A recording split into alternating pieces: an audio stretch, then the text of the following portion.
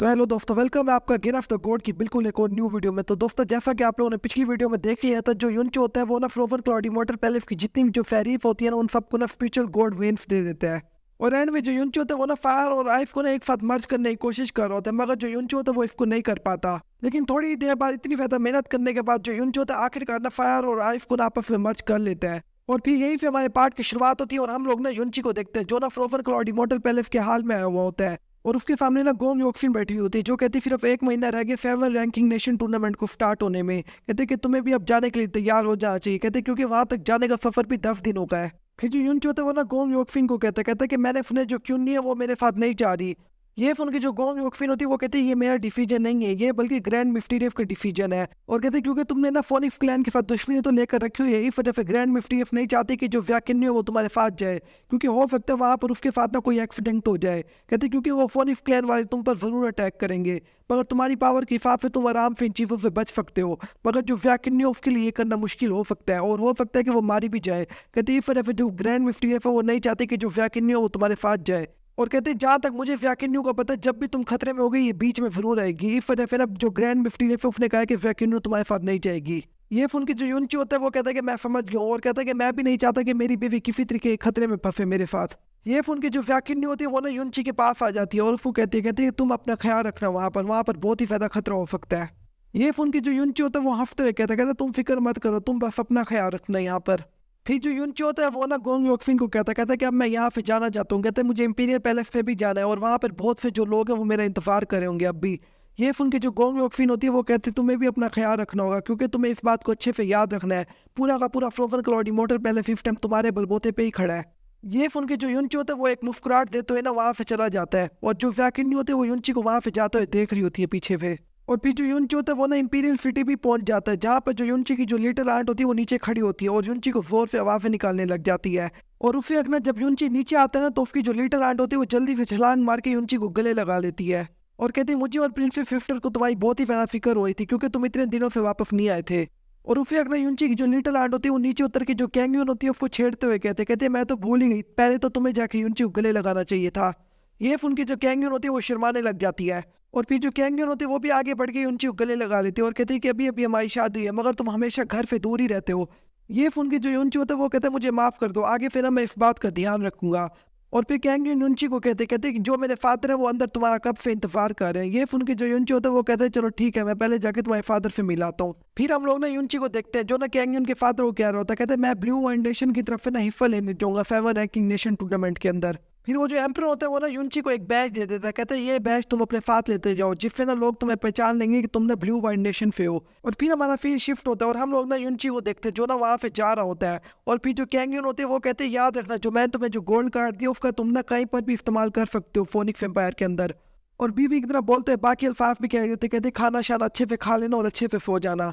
फिर जो युनची होता है वो कहता है कि तुम लोगों को इतनी फिक्र करने की जरूरत नहीं है, मैं 2 महीने के अंदर अंदर वापस आ जाऊंगा। फिर जो युनची होता है वो फिर अपना उड़ के वहां पे चला जाता है। फिर हम लोगों को ना युनची की लिटिल आंट को दिखाया जाता है, जो कह रही होती है मुझे ऐसा क्यों लग रहा है कि अगर एक दफा युनची यहाँ से चला गया तो वापस कभी भी नहीं आएगा। और एक दफा फिर युनची को आवाज देकर कहते याद से अपना ख्याल रखना और तुम्हें हर सूरत में वापस आना है। और फिर हमारा फिर ना फोनिक्स एम्पायर पे शिफ्ट होता है, जहाँ पर ना हम लोग ना फोनिक्स एम्पायर को देखते हैं। और फिर हम लोगों को ना वहाँ पर एक और लड़का भी दिखाया जाता है, जो ना फोनिक्स एम्पायर का यंग मास्टर होता है और ये फोनिक्स एम्पायर के बेटों में से एक होता है। फिर वो यंग मास्टर कहता है कि मैं यहाँ पर ना फादर से बहुत ही ज्यादा जरूरी बात करने आया हूँ। और फिर ना वो फर्स्ट यंग मास्टर कहता है आपने 2 साल पहले ये बात तो सुनी थी ना कि ना ब्लू वाइन नेशन के अंदर ना एक लड़के ने ना टूर्नामेंट के अंदर ना फोनिक्स फ्लेम का इस्तेमाल किया था।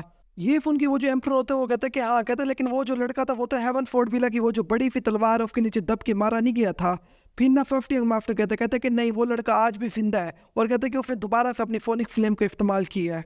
और कहते जब मेरा 13 ब्रादर ना ब्लू वाइन नेशन के अंदर गया था ना, तब युनची ने वहां पर पकड़ के उसको अच्छे से बजाया था, क्योंकि जो 13 ब्रादर था उसने ना युनची की शादी में थोड़ा बहुत पंगा शंगा कर दिया था। और कहते युनची ने जो 13 ब्रादर को पीटा था वो फोनिक फ्लेम के जरिए पीट दिया था। कहते 13 ब्रादर की फोनिक फ्लेम भी उसका मुकाबला नहीं कर पाई थी। ये सुन के जो एम्पर होता है वो बहुत ही ज्यादा गुस्से में आ जाता है, कहता है ऐसा हो कैसे सकता है। कहते ब्लू वाइन नेशन के अंदर इतनी ज्यादा हिम्मत आ कहाँ से गई है कि उसने मेरे ही बेटे को इतनी बुरी तरीके से पीट दिया है। ये सुन के जो फर्स्ट यंग मास्टर होते हैं वो एम्पर कहता है आपको गुस्सा करने की ज्यादा जरूरत नहीं है। कहता है मैंने सुना है कि जो युनची है वो ना रैंकिंग टूर्नामेंट में हिस्सा लेने के लिए आ रहा है, तो कहता है कि हम लोग ना यहीं पे पकड़ के युनची को निपटा डालेंगे। फिर वो जो एम्पर होते हैं वो बहुत ही गुस्से में आगे कहता है पहले मैं फौज ऑफ स्काई प्रोफाउंड कॉन्टिनेंट को ना डिस्ट्रॉय ना करूं, कहता है कि मगर अब मुझे लग रहा है कि मुझे हर सूरत में इसको डिस्ट्रॉय कर ही देना चाहिए। फिर जो फिफ्थ यंग मास्टर होता है वो कहता है कि इसके अलावा ना मेरे पास एक और बात भी है आपको करने को। कहता है कि मैंने सुना है कि जो 4 होली प्लेसेस के जो लीडर हैं वो भी शायद अपने कुछ बंदों को यहाँ पर भेजे रैंकिंग टूर्नामेंट के लिए। ये सुन के जो फोनिक्स एम्पर होते हैं वो कहते हैं मुझे लगता है होली एम्पर, फी एम्पर और हेवन किंग एम्पर और ना फोर्ड लॉर्ड भी खुद आएंगे यहाँ पर। मैंने जिन चारों के आप लोगों को भी नाम बताया ना, ये उन्हीं चारों प्लेसेस के ना लीडर है, तो आप लोगों ने इनको अच्छी तरीके से याद रखना क्योंकि ये एक नंबर की कमीने हैं। फिर फिफ्थ यंग मास्टर कहता है फन मून डिवाइन पैलेस की तरफ ना ये विंग भी आ रहा है।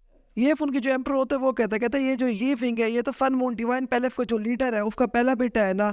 फिर फिफ्थ यंग मास्टर कहता है ये जो कमीना ये विंग है ये एक तरीके की ना ईवल कल्टीवेशन करता है। कहता है और ये किसी एक ऐसी लड़की को ढूंढ रहा है जिसको ना वो एक फर्नेस की तरह इस्तेमाल करे, यानी ड्यूल कल्टीवेशन की तरह।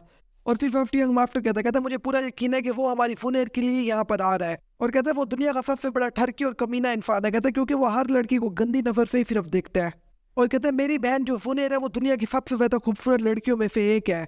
और कहता है पिछले साल तो जो वुनेर है उसने तो गॉड बॉडी को भी एक्टिवेट कर लिया है। और कहता है वो कमीना ये विंग ना जरूर वुनेर के पीछे यहाँ पर आ रहा है। कहता है इसलिए मैं चाहता हूँ कि आप वुनेर को ना मुझसे आगे वो और कुछ कह नहीं लगता, मगर वो जो एम्पर होता है वो एकदम बुखला जाता है और रख के ठुड्डा मारता है अपने बेटे को। और कहता है कमीने मैं पहले भी कई दफा कहा इस बारे में सोचो भी ना। और कहता है तू एक नंबर का कमीना है, तो ये बात समझ नहीं आती कि वो तेरी बायोलॉजिकल बहन है। कहता है वो तेरी सगी बहन है, तू कुछ तो शर्म कर इस बारे में कुछ सोचते हुए। और कहता है मैंने तो ये 2 साल पहले ही कहा था अपनी ये जो गंदी फौज है इसको बाहर निकाल ले। फिर वो जो दुनिया का सबसे बड़ा कमीना फिफ्थ यंग मास्टर होता है वो कहता है कि मैंने पूरी कोशिश की कि मैं इस बारे में ना सोचूं, कहता है मगर मैं हमेशा इस बारे में सोचता रहता हूँ। कहता है अकेला मैं ही नहीं बल्कि हमारे जो बाकी के जो 3 भाई हैं वो भी इसी बारे में ही सोचते हैं। ये उनके जो एम्पर होते हैं वो और भी ज्यादा भड़क जाता है। कहता है तुम सारे मेरे बेटे एक नंबर के कमीने हो। कहता है तुम अपनी बहन के बारे में इतनी गंदी सोच रख रहे हो। और कहता है तुम अपने बारे में तो छोड़ ही दो, यहाँ तक कि इस दुनिया में कोई भी इंसान ना मेरी बेटी के काबिल नहीं है। फिर एम्पर कहता है कि मैं तुम्हें सिर्फ आखिरी बार वार्निंग दे रहा हूँ, अगर तुमने फिर कभी अपनी बहन के बारे में कोई ऐसी सोच भी रखी ना मैं तुम्हारे साथ बहुत ही ज्यादा बुरा सलूक करूंगा। फिर हमारा सीन ना यूनची के ऊपर शिफ्ट हो जाता है जो ना फोनिक्स एम्पायर के अंदर आ जाता है और कहता है कि ये जो सिटी है ये तो बहुत ही ज्यादा कमाल की है और ये बहुत ही ज्यादा बड़ी है। कहता है मैं तो यहाँ पे चलता चलता ही थक गया हूँ। और कहता है यहाँ पर जो और है वो तो ब्लू वाइट नेशन से भी ज्यादा प्योर है। फिर जो यूनची होता है वो ना आसमान की तरफ देखते हैं जहाँ पर ना बहुत ही ज्यादा बड़े बड़े शिप्स खड़े होते हैं। ये देख कर जो यूनची होता है वो बहुत ही ज्यादा शौक हो जाता है। फिर जो यूनची होते हैं वो कहता है अच्छा तो ये है लेजेंडरी प्रोमोडियल प्रोफाउंड आर्क। कहता है मगर जो फादर एम्पर थे उन्होंने तो ये कहा था कि ये ना इंपीरियल सिटी से भी ज्यादा बड़े होंगे। कहते हैं मगर मुझे तो ये इतने बड़े नहीं लग रहे। फिर जो यूनची के अंदर फिर जो जैस्मीन होती है वो बोलती है, कहते कि तू अंधा है फिर इसका मतलब है। और फिर जैस्मीन कहते इनकी जो हाइट है वही खाली 20,000 फीट है और कहते इसके अंदर फिर और भी ज्यादा बड़ा है। और फिर जैस्मीन कहते ये जो प्रोमोडियल प्रोफाउंड आर्क है ये मुझे बहुत ही ज्यादा अजीब लग रहा है। कहते ये पता नहीं किस चीज से उड़ रहा है। कहते इसके अंदर तो बहुत ही ज्यादा एनर्जी लगनी चाहिए। कहते मगर मुझे तो इसके अंदर कोई भी एनर्जी महसूस ही नहीं हो रही। ये फोन की जो यूनची होता है वो कहते ये तो बहुत ही ज्यादा अजीब बात है। कहते तुम तो बहुत ही ज्यादा पावरफुल हो, कहते मगर तुम्हें भी एनर्जी महसूस नहीं हो रही। फिर जैस्मीन कहते अगर तुम्हारा फोनिक्स क्लैन के साथ जो मामला है वो फुलझ जाए ना तब ना तुम ना टॉप 3 में आने की पूरी कोशिश करना ताकि हम लोग ना इसके अंदर जाकर देख सके कि आखिरकार ये चीज क्या है। ये उनकी यूनची कहता है कि तुम इस बारे में फिक्र ही ना करो, मैं टॉप 3 में आराम से आ जाऊंगा। कहता है मगर उससे पहले ना मुझे ना अच्छे से ट्रेनिंग करनी होगी। कहता है क्योंकि अब भी कंपटीशन स्टार्ट होने में आधा महीना पड़ा है। और यहीं पे हमारा ये वाला पार्ट खत्म हो जाता है। अगर आप लोग इसका नेक्स्ट पार्ट जल्द से जल्द देखना चाहते हो फिर जल्दी से कमेंट करो नीचे। और हाँ अगर आप लोग इसके सारे पार्ट शुरू से देखना चाहते हो ना तो उसका जो लिंक है उसको मैं एंड स्क्रीन पे लगा दूंगा। मैं मिलता हूँ आपसे एक और बिल्कुल न्यू वीडियो में, तब तक के लिए आप लोग अपना ख्याल रखना।